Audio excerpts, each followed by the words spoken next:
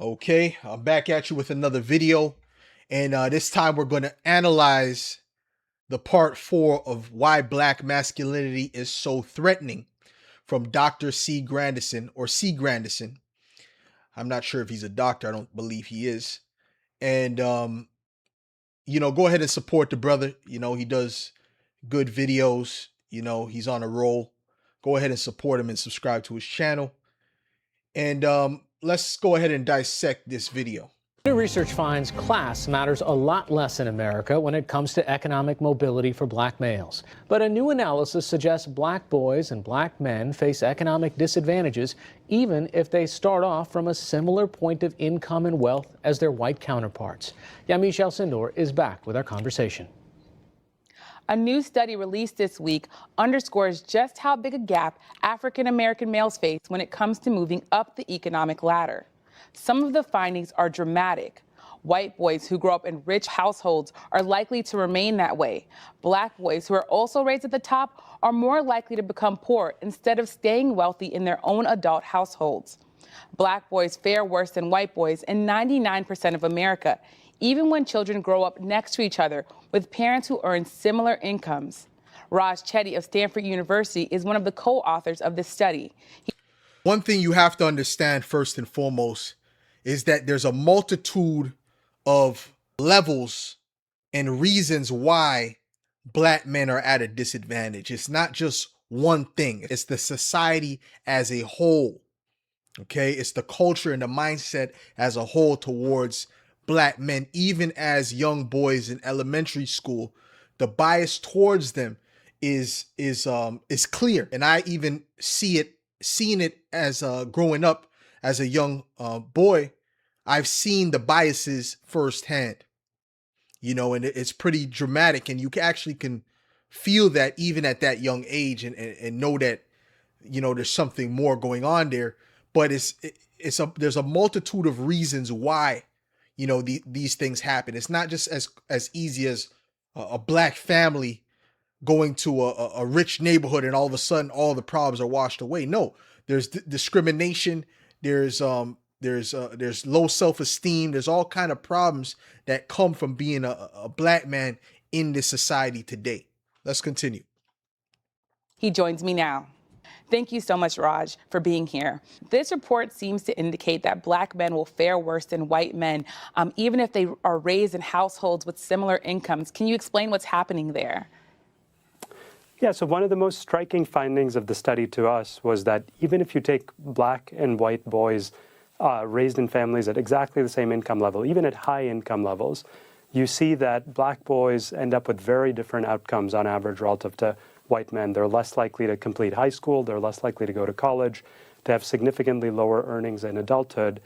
And that phenomenon, interestingly, applies really only to black men. When we look at black versus white women, you see much more similarity in their outcomes if they grow up in families of similar income. So it's something unique to what's happening to black men in America that I think is really a concern for generations going forward in terms of perpetuating inequality by race. Of course, because the black man is the threat. The black woman is not the threat. Really, the black woman is very much allied with them in this setup, in this society. The black man is the main threat.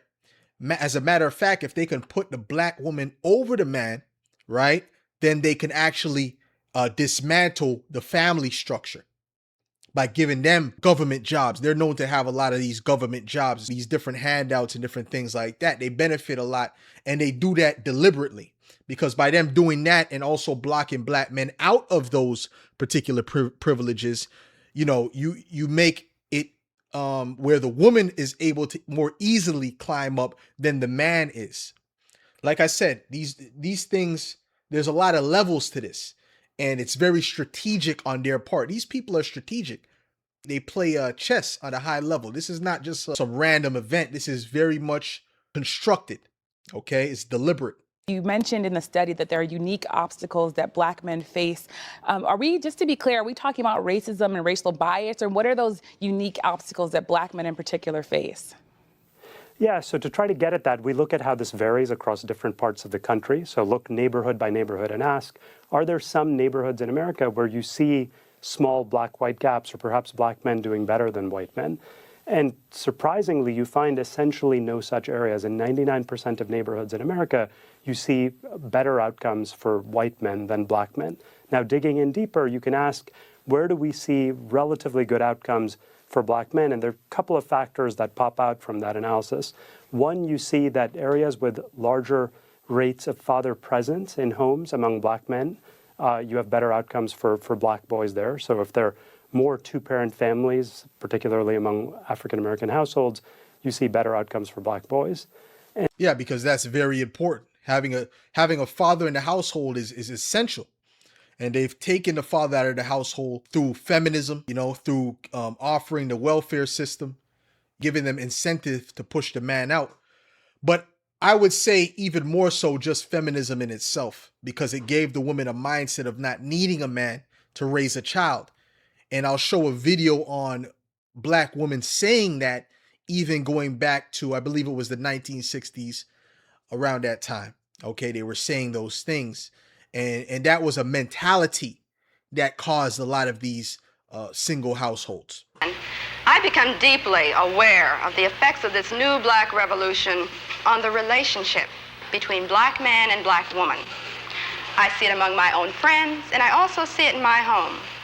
But the most revealing and the most vocal statements about what the new black man expects from the new black woman came when I met with a group of young unmarried friends one Saturday afternoon. I think that what's happening in America as far as black men, black women is concerned is that there's a revolution within a revolution.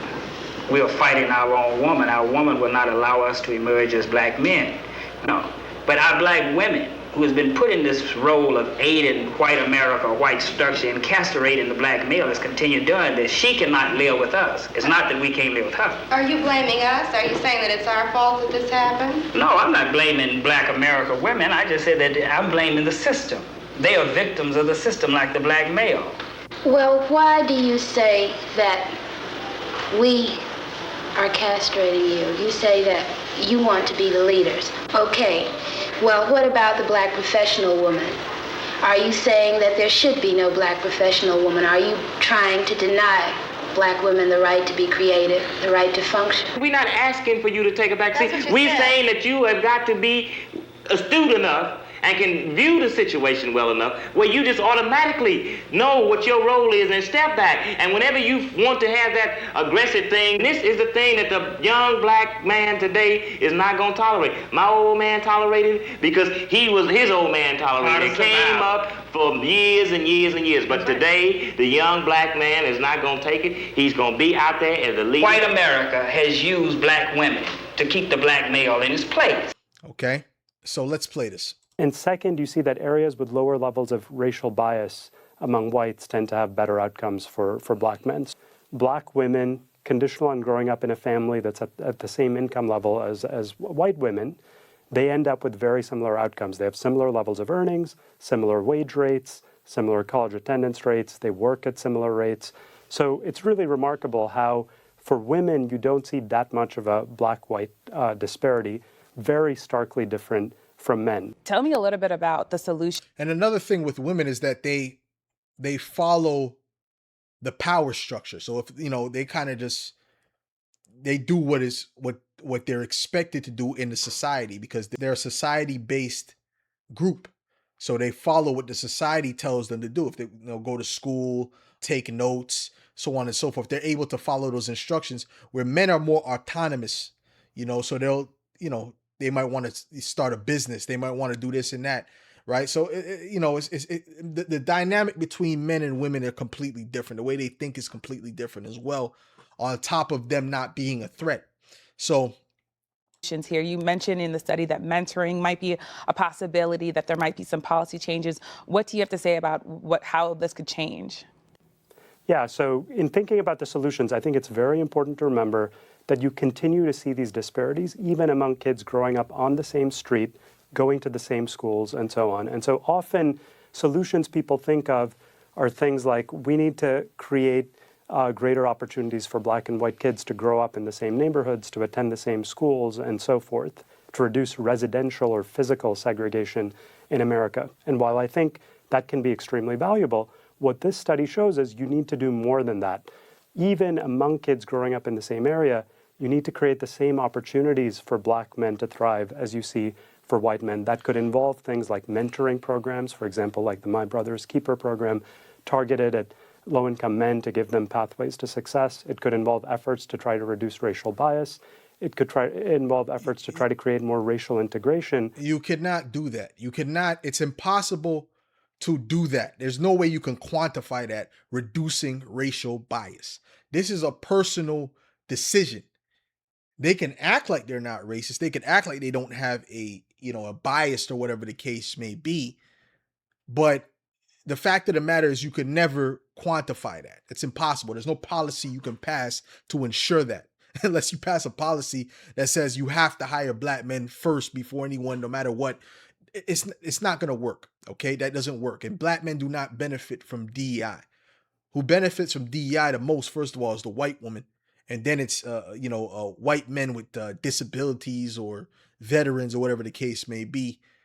And then, other groups. Black men do not benefit from DEI. DEI cannot be quantified, okay? Because it encompasses all kinds of people. It doesn't just encompass black men. So DEI is just, bringing somebody in that's diverse from a white straight male. That's it. So it could be a white male missing a finger. It could be a white veteran male. It could be a white woman. It could be anything. It could be an Asian man. It could be an Indian man. Anything. You understand what I'm saying?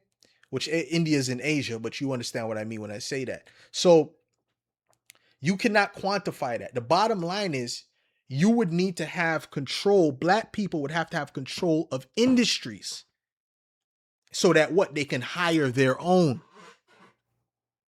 You see what I'm saying? So that's how they mess you up with the integration, because you had you had certain other things, man. You had your bus stops, you had your taxi stands, you had certain things amongst yourselves. That's why you were doing so much better off when you were segregated. Okay, because you had your own institutions and you would hire your own, you would keep your money in-house. Right now, they own all of these different things. They control all of these different things. So it's they create the policies and so on and so forth. So it's a totally different dynamic. You need to have control of industries. They have control of all these industries. See, that's the only way. So and all of these things with hiring people and putting them in high position, that's a personal decision. That's a personal decision. You cannot quantify that. Like I said, the only way is to have control of industries. And they have a stronghold on all these industries. Okay? Within schools and within neighborhoods, so black and white kids have similar opportunities. I'm Chris Granderson. Welcome to Xenogenesis, where I apply the dark arts of evolutionary psychology to black community issues. This is the third part of my series on black physical masculinity and how it powerfully impacts the social environment. This episode will also detail several cost-inflicting strategies black men and black boys are currently being targeted with to damage their mate quality, thus making them less attractive as. And you may say, oh, what about the the black countries that own their industries? They don't own their industries. They do not control the industries. Okay? The European countries control their industries. France has a stronghold throughout Africa, Belgium, so on and so forth. All right? England in the Caribbean. Okay? France and Haiti. They do not control their industries. When you really look into it, they do not really control the industries. The money goes directly to those same people. And what they do is they give a little kickback to the people that are in power. You have to understand how this structure works. So it's an illusion. Yeah, they have black faces so-called running the country, but you got to follow the money. You have to follow the money. Okay? The richest people in Jamaica and the richest people in Haiti are not black Haitians or black Jamaicans. Look it up. The people that run the industries, that lobby, that really control things, really the shakers and the movers, are not the black people of those countries. Understand. Don't get fooled by this facade that they put in front of you. Okay, that's all it is. It's a facade. They control the industries. You have to be able to control industries and these and big corporations in order to be able to hire your own people in mass. It can't just be one corporation. It has to be. You have to have a good stronghold on that. You know what I'm saying? Which you do not have. You don't have any stronghold on that whatsoever.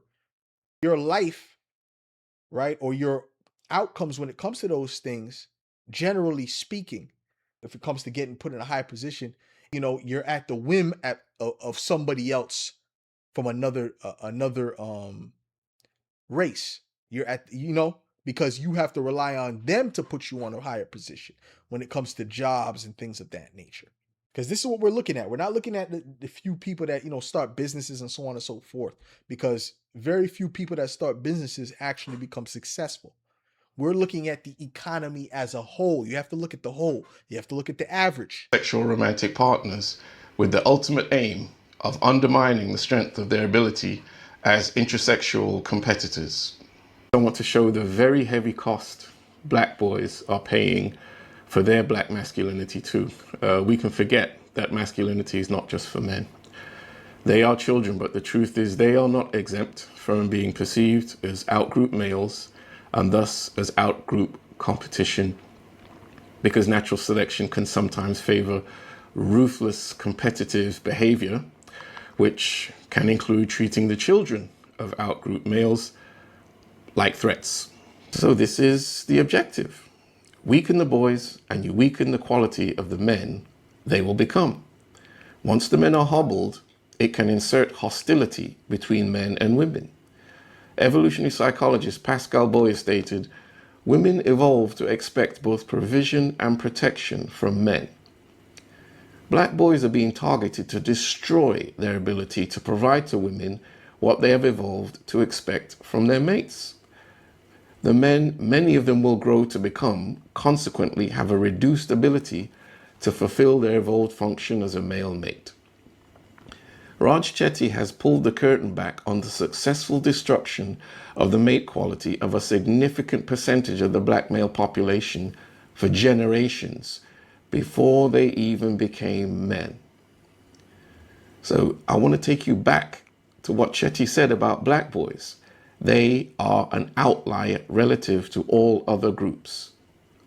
We are the special target because we are the unique threat. You don't have to accept that now. There's a lot more evidence coming up. Men, individually and in their social groupings, perceive females as a contested sexual resource, so they will not be perceiving them as a threat. Now, because groups of men view women as a contested sexual resource, they are potential sex partners that men seek to control. So we shouldn't confuse the male effort to seek to control women that they see them as a physical threat. They may see the lack of being able to control women as threatening. The threat is not physical. The threat is that we can't control these women to our advantage. A coalition of women are no threat to a coalition of dominant men with structural power. But outgroup young men are a known status threat, and coalitions of outgroup men displaying high masculinity are felt to be a serious threat and physical threat to the men at the top of the hierarchy.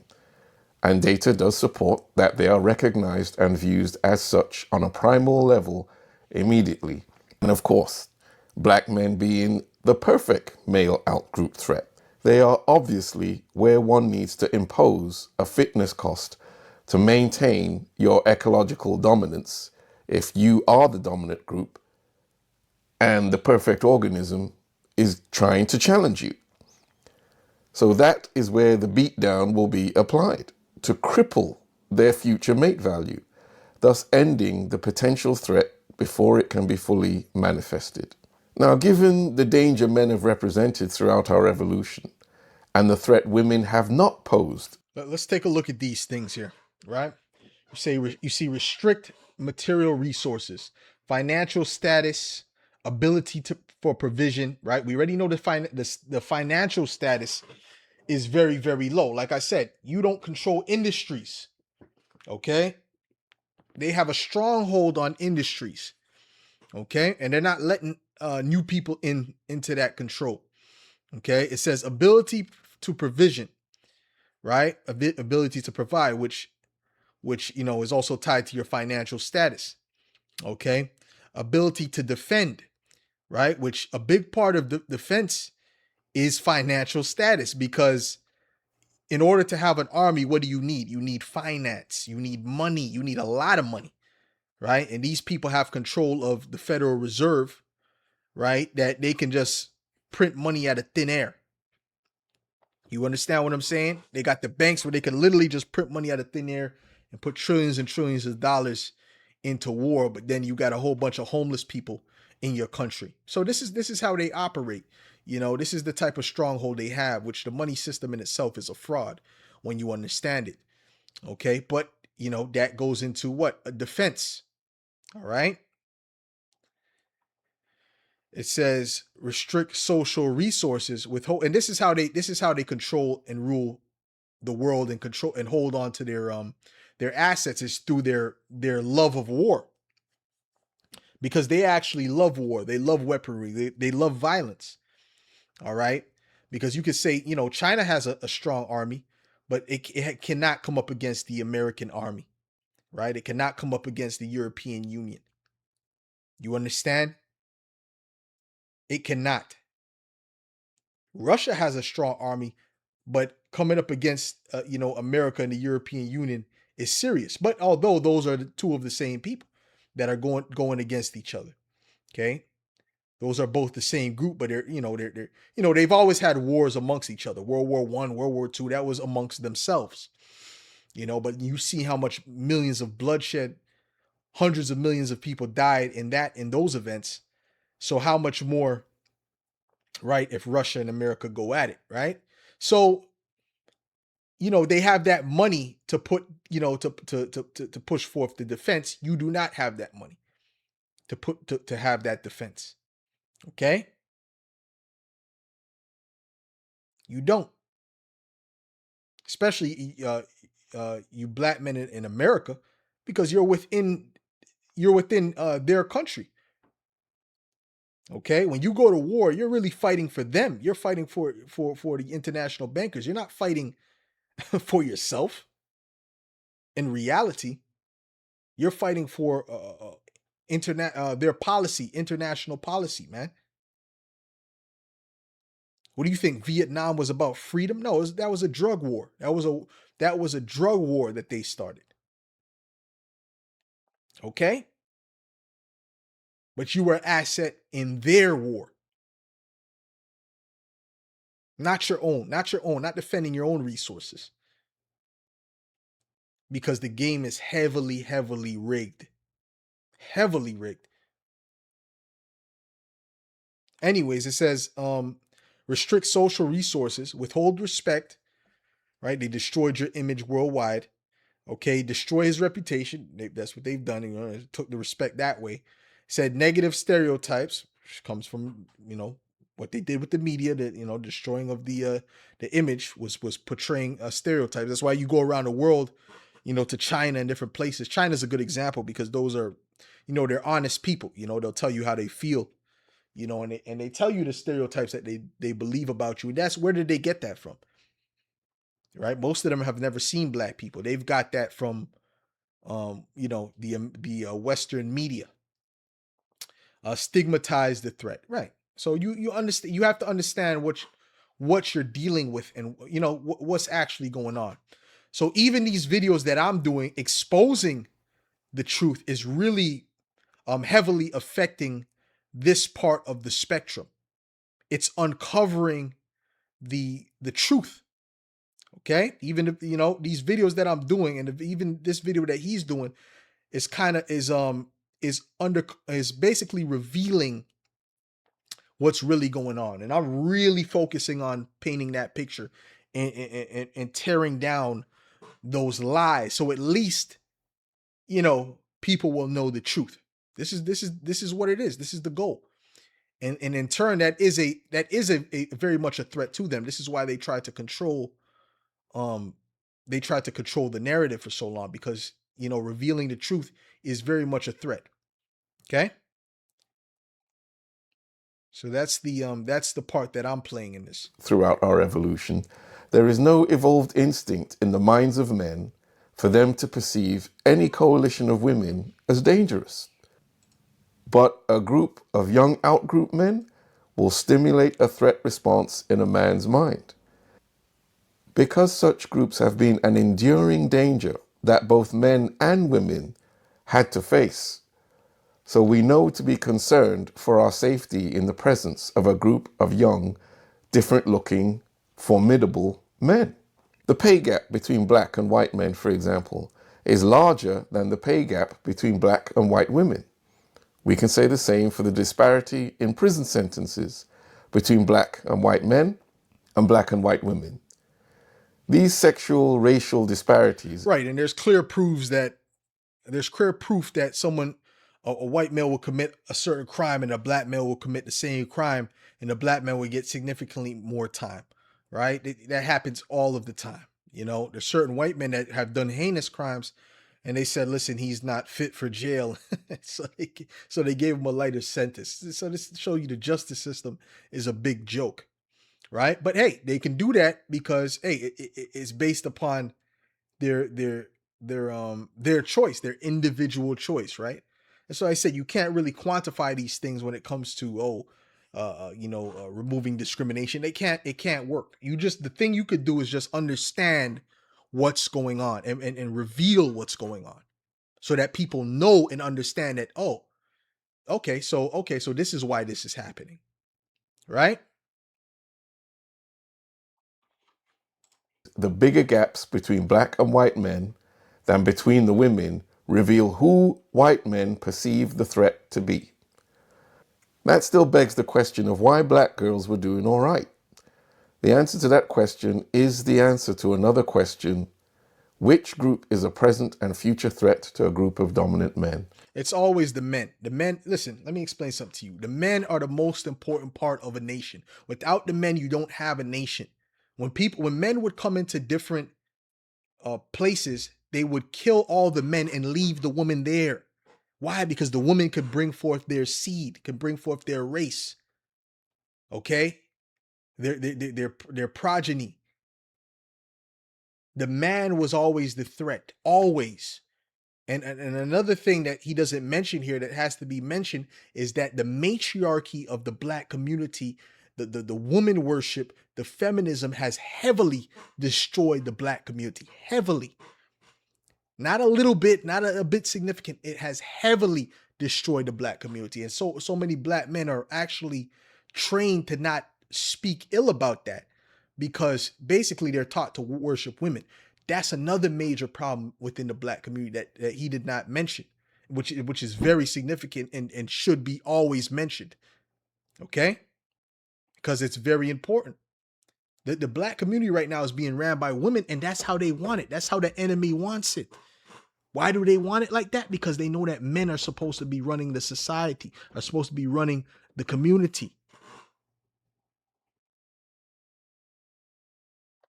And a lot of these black men, they think like women. And you already see here that women are not the threat. You're not supposed to think like women. You're supposed to think like a man. Okay? It's very bad, man. A lot of these black boys are very, very feminine, man, because of the situation of not having a father in the home.